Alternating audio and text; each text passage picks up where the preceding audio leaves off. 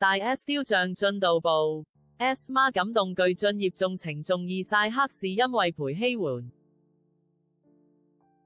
吳慧清綜合報道大 S 徐希媛2月2日在日本猝逝，3月15日安葬於金寶山。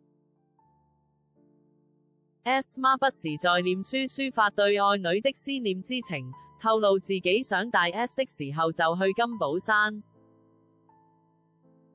她其實是我的一根肋骨，一直撐着我，也說大 S 雕像預計明年逝世周年時完成。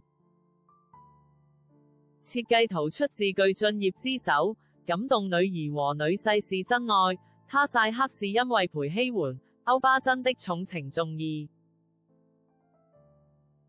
S 媽作反覆聆聽大 S 演唱的泡沫之夏片尾曲鑽石，並轉發母親節也是大 S 逝世100日當天，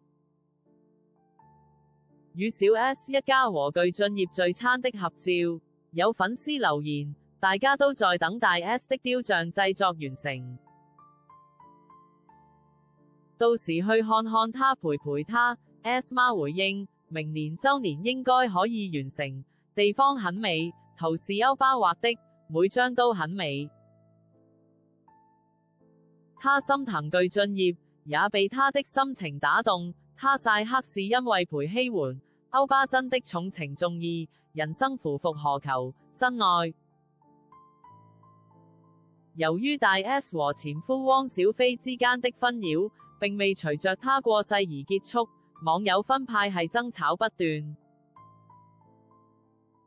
網友勸 S 媽一定要保重身體，對於外界那些妖魔鬼怪不必理會，我都在私下一個個舉報這些妖魔鬼怪。S 媽感激說，我雖不認識你，但是我們心是一樣的，我反對網路霸凌。